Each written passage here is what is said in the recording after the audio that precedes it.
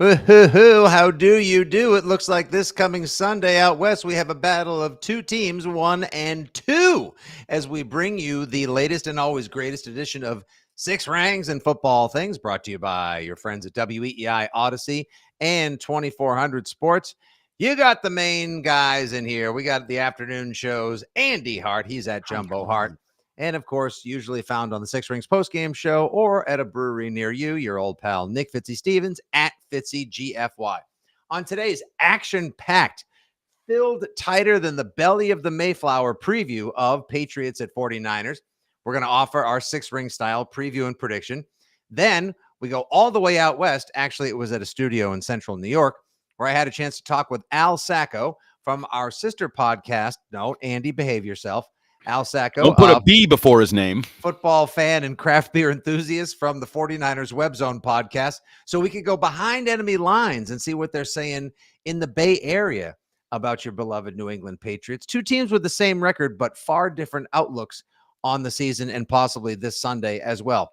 And then we'll wrap up our action-packed preview as our pal Megan Ottolini gives us on the beat from Gillette Stadium. This week, she had a chance to talk all things Patriots with Mass Live's Mark Daniels. All right, Andy, here we are a couple days from kickoff. This is a big one on Sunday. I've heard you on the afternoon show this week talking about what would represent a victory for the Patriots on Sunday, because I think by and large, and reasonably so, most people don't think an actual victory will be at hand for our beloved Patriots. So here, let's just start there. What do we think Sunday is going to look like? And what's the best, save for a shocking upset, what is the best possible outcome Sunday? Compete, bounce back game, come out and play your style of football, which is run the football, tackle on defense. That would probably I probably buried the lead there. You can't have the embarrassment you had last week defensively. And I do think that was a borderline embarrassment for a unit that a lot of you people told me was going to win games on its own. And it has not so far. 2 minutes in with the first you people. Yeah, very well. I felt I'd get it out of the way quickly in this one. Appreciate that. You know, that tackling and lack of tackling, lack of energy was borderline embarrassing, I thought, against the Jets. And I didn't really think I'd see that, regardless of whether you lost Juwan Bentley or, those types of things. Bumped up Kyle Duggar to captaincy this week, which I think is an obvious call. We talked about him, I think, when captains were announced, like he's probably a guy that was in the running, and he was, if you believe Gerard Mayo, that the voting was close and they decided to elevate him to a bigger leadership role. But just compete, because this is a tough spot. Again, the 49ers, yeah, they're banged up, but they're still a good football team. You're still flying across the country. You're still out of your routine, flying out on a Friday, which for a relatively young football team that's setting a culture, new coaching staff, new coaches that haven't done that before, all of them with this team, I mean. And it is officially an LAF. It's a long-ass flight. Right. So, there's some challenges, but you need to bounce back. You're trending in the wrong direction. If we take the 3 games in totality, you had this surprise upset, then you kind of kicked one away. You should have won. The defense couldn't do its job. The offense couldn't do its job. Special teams couldn't do their job. And then the next week, 4 days later, you laid an egg on the road. You can't lay an egg. You need to, if you're who you think you are, a run the football, physical defense football team, run the football, play physical defense, and stay within the 10 points that everybody thinks you're going to lose by. Yeah, I heard you spin that take the other day on the radio that competing alone would make for, I won't say a moral victory, but the closest thing to a legitimate victory. And then I heard you and Arcand as well going into the idea of, okay, so is there actually a chance for them to pull off the upset? And if so, how? I think what we're going to find, and you'll hear me chat about this later on with Al Sacco on the 49ers Web Zone podcast, I think he asked a pretty salient question that I think a lot of us are wondering right now. Are the Patriots closer to the team that got waxed by 3 touchdowns and it really didn't feel that close because the Jets just absolutely cleaned their clocks on Thursday Night Football? Or are they closer to the team, maybe not so much that upset the Bengals week 1, because we found out the Bengals are off to a real cruddy start, but rather the team that competed with the Seahawks and they were this close to making a play to making some history, or at least making something happen. And I think the truth lies somewhere in the middle. that there are going to be some weeks where they're just not going to have the talent to keep up with certain teams. And there are also going to be some weeks, like they may get blown out in a few weeks by the Texans at home, but they may also like surprise the Rams and keep up with the Dolphins because the Dolphins are banged up. And in this very wonky season where everybody and their mother and their brother and their father and their son and their daughter is trying to come up with a theory or reason as to why the gameplay is so inconsistent, if it's sometimes awkward and unpleasant, I think it's because a lot of teams are kind of like the Patriots. They're okayish one week and they're kind of cruddy the next.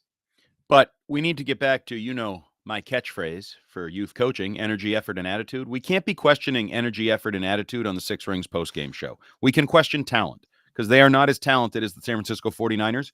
I don't care who does or does not play for San Francisco. The Patriots are not as talented as that team.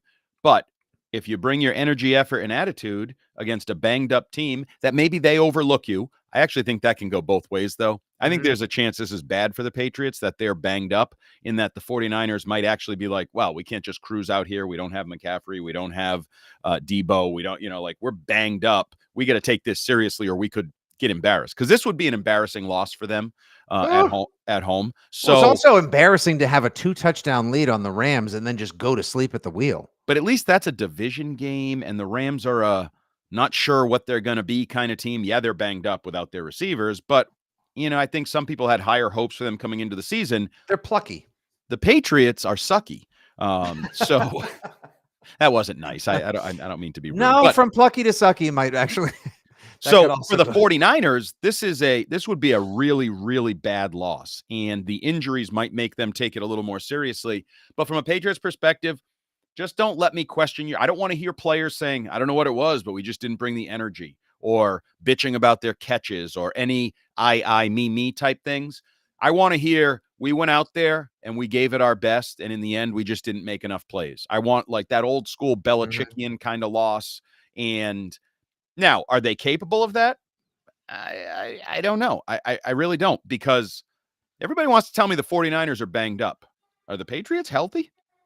No, as a matter of fact, on recent review of the latest injury report, the New England Patriots will be starting a different left tackle, possibly for the third time this season. Caden Wallace is limited with a knee and also was limited by being a rookie right tackle that shouldn't be playing left tackle in the NFL limited just yet. Talent.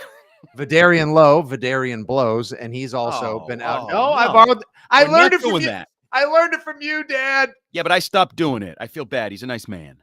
He might. Okay. But I mean, there's lots of nice people in this world that just aren't terribly good at their. I'm just not one of them. He may be better.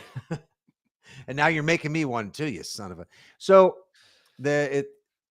all right. So anyway, Vidarian Lowe out. He is still not practicing. Now, City So is a limited participant. He might be like, the line is going to be different. Again, you can't get a consistent 5 guys on the line. David Andrews is resting.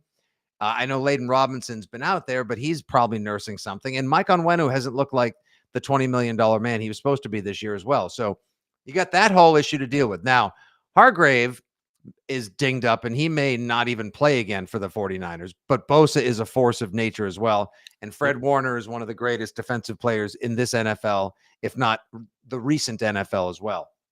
You can run on the 49ers, Andy. They're giving up 4.5 yards a carry as well, which means the Pats shouldn't worry about trying to appease the wants and whims of the DeMario Douglases and other teams when you know you can't pass against the Jets, and you should have kept running against them as well. But also, as many people have pointed out in our chat box as we come to you live across the Fitzy, GFY, and WEEI socials on this latest Six Rings pod, Ramondre Stevenson has put the ball on the carpet in 3 straight games. He gave it up once. That one time he gave it up, he literally gave it up when someone pulled it from his hands. He may be getting gassed by being the offense.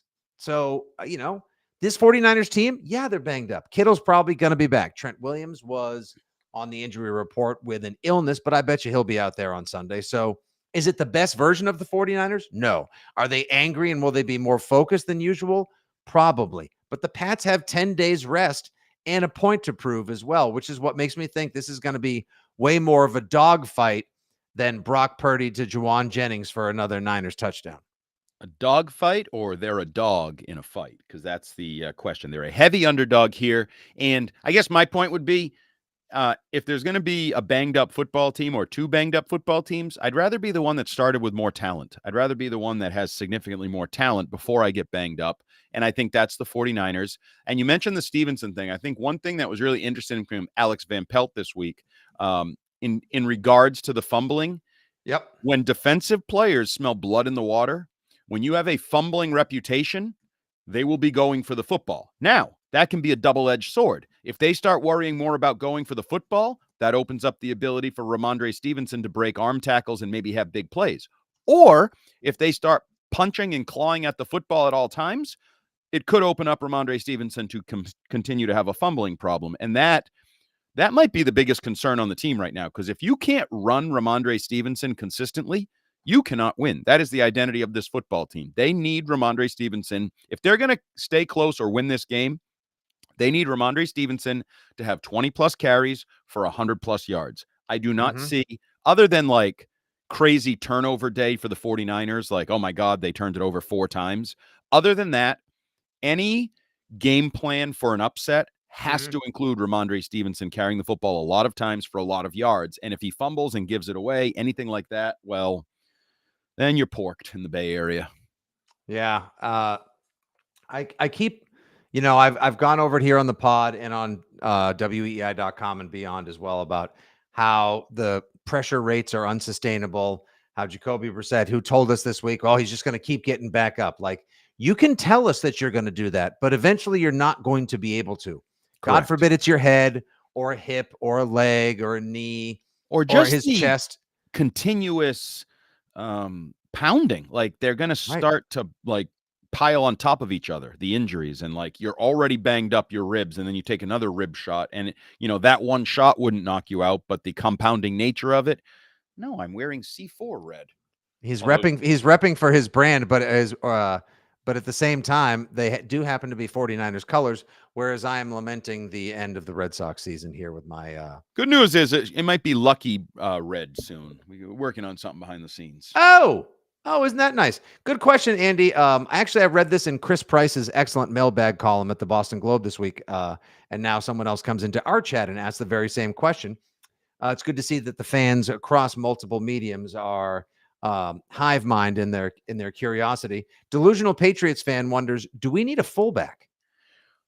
I wouldn't mind seeing it, honestly. Well, first of all, I know you, yes. But if you're going to be a true ground and pound team the way they've been, I wouldn't mind seeing a fullback. Now, they choose to do it more with tight ends and motions and some of that stuff, the extra blocker as an extra tight end tackle type.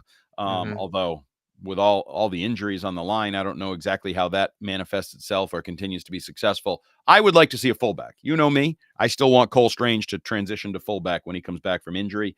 I think maybe he could be a really good fullback. But yeah, I wouldn't hate seeing it, because I also feel like it represents something, just like in a way the extra tackle tight end does. It's like, yeah, we're going to run the ball and we're just going to run it down your throat. And, you have a fullback. I think there is something to that, but I don't know that they have one right now. I don't know where you find one. James Devlins don't just grow on trees. And you don't normally find 6'4", 300-pound redheads that are willing to move into the fullback role as well. Didn't who was it? Bill Murray, the guy, the defensive lineman from William and Mary. He came up and tried to play fullback. He was all over the place. Tried to play O-line, tried to play full. Did a little bit of everything as well. Never panned out, but I at least like the creativity or the positional flexibility offered by these players. So it does look like George Kittle is trending towards playing this Sunday. And it's a good comment from Jeff Stenberg. Fullback, we need a left tackle, left guard, center, right guard, right tackle, and several receivers. But yeah, sure, fullback will solve the problem. That's a good comment. You ain't wrong, Jeff. You ain't wrong, my man. Which actually ties into what Greg Donahue said in our chat earlier. The Red Sox at least have a young team. I like them going forward. I feel like the Red Sox now, with some spend this offseason and a few of the call-ups they're going to make from the farm, are going to be where the Patriots hope they'll be in 2 years. Like, this doesn't seem like a next year fix. This seems like at least a 2-year. Oh, hell no. I'm not giving up. I am not giving up on the Andy Hart 2-year plan. If you have a top 5 pick and you Mhm. draft the right tackle and you go get the right wide receiver, whether that's T. Higgins or whoever else with your $140 million to spend, That's a and lot then of money. supplement it with a nice second round pick who might be a linebacker or a pass rusher or a second corner, like absolutely not. If Elliott Wolf does his job, if Mhm. Elliott Wolf utilizes the resources that he's going to have, which is probably a top 5 pick and the most cap space in football, there is absolutely I forgot to add one more thing. And if Drake May is as good as I think he is, I probably should have started with that. If Drake May is as good as I think he is, and then they nail the draft pick, and then they do well in free agency, I do not discount the Gerard Mayo could be a favorite for Coach of the Year in 2025. I'm telling you that now, because Wow. if they go like 1-16, 2-15, 3-14 this year, and then Elliott Wolf nails his job in the offseason, they could be a worst to first kind of team. Not first, worst to second and wild card kind of team next year. And if they do that, if they go from 2 or 3 wins to 10 or 11 wins, then Gerard Mayo will absolutely be the coach of the year in 2025. I'm not ruling this out. I don't know why I have to be the optimistic one on this podcast. If you're not optimistic, then you're useless to me. One of the reasons why you have to be the optimistic one is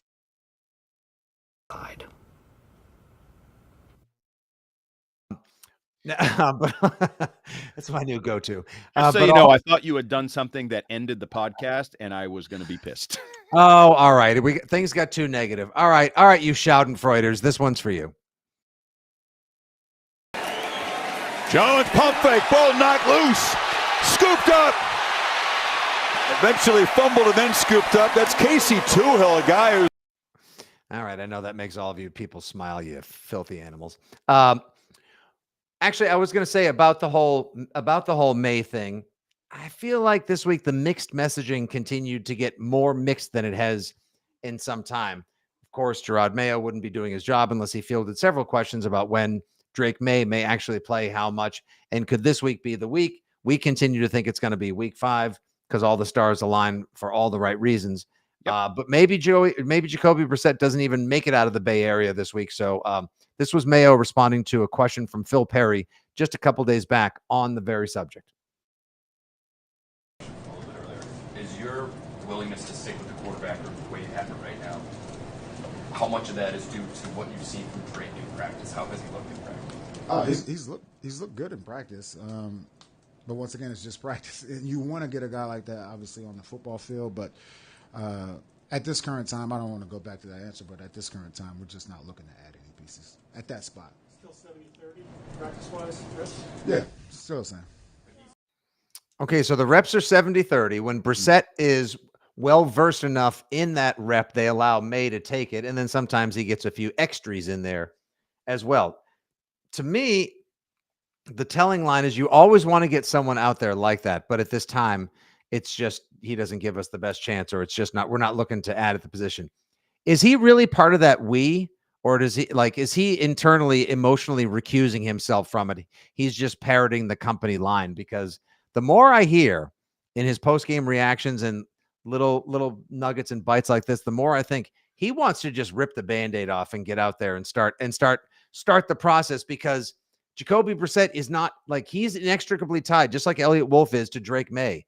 And the longer they just keep doing this little, dick and pony show out there with Jacoby Brissett and holding the offense back and trying to be turnover averse, the longer we're going to see disinterest in people tuning out by halftime, because it's not a particularly fun brand of football to watch. There's no floor and ceiling. It's just Meh.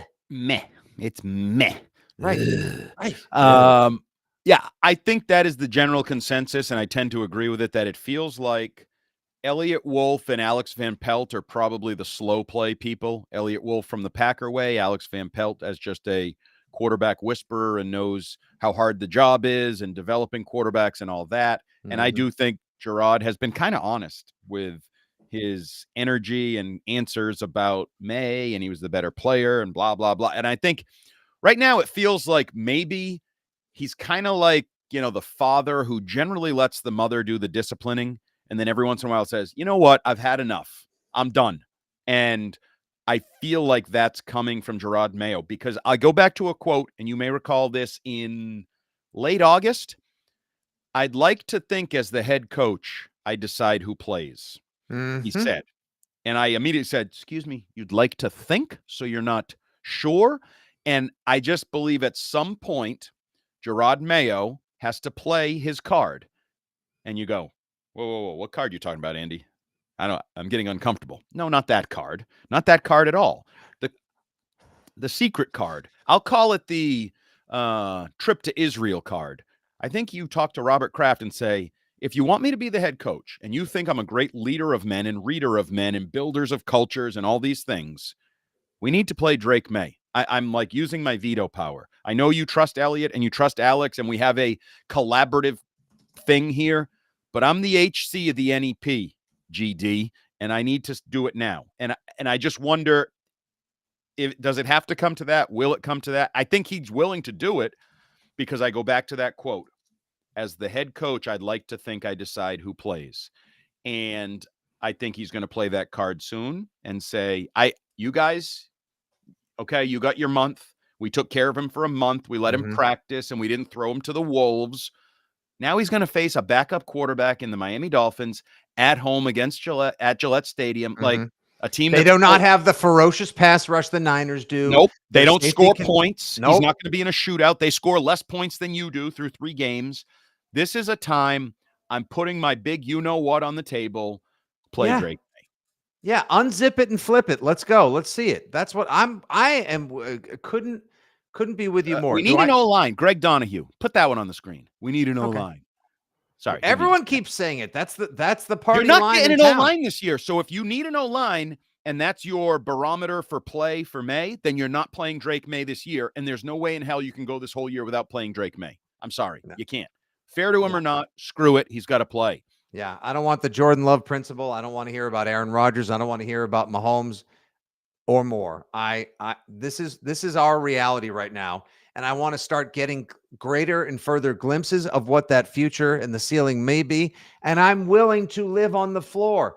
If he goes out and throws for 247 yards, 1 touchdown, 3 picks and a fumble, that's fine. I can what happened? That hurts.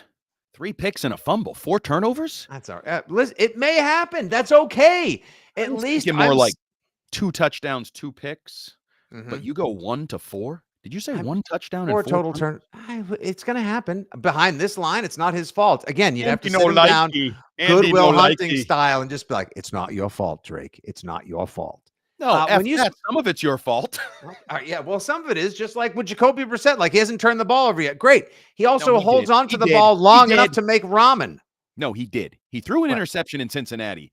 Just because it doesn't end up in the stat sheet thanks to Hunter Henry, that was a pick. That's like Ramondre's fumbled 3 times. No, it says once. No, We've all seen it. He's fumbled 3 times. Right. It's like PFF. They don't do half sacks. So if you get a half sack, they give you a full sack. And you're like, wait a minute. How did I get a full sack? I only got a half sack. All right. We got a lot more podcasts coming at you. We got our chat with our friends at the 49ers Web Zone, Mego talking to Mark Daniels and more. Time for the predictions. You people in the chat box, go ahead and throw yours up there. Andy and I will go first. This week, we're going to change it up, Andy. I'm going to give you mine first. Right now, it's a 40.5 point over-under, and the Niners, trending a little healthier than we anticipated, are a 10.5 point favorite. Damn, Devon Godshaw is going to be pissed when he sees that. Yeah, that was disrespect. That was just, we'd run for a brick wall for you. The Niners are getting a little bit healthier. Purdy, though, has been on the injured list as well. Now, they did have a tough game against Minnesota, but B-Flow's defenses have been confounding teams all season long. They may be a little better than advertised. Is it an anomalous bed crapping last week against the Rams when they went to sleep in the second half? We all know how bad Shanahan is at managing leads in any game, let alone the big games. So they are the more talented team. You'll deal with Jennings. You'll deal with Ayuk. You'll deal with Kittle. And the Mason kid ain't half bad either. So I'm going to say the Patriots take the fight to the Niners. Hang in there. I'm going to go cover and under. Give me Niners. I'll go with the Niners 23, Patriots 16. A game we feel good-ish about, but they don't pull off the shocker. What do you got, Hot? Yeah, I will not do what the delusional Patriots fan tells me to do and take the 10.5. I will lay the 10.5. I think the 49ers, healthy or hurt, are the far better football team at home, better quarterback.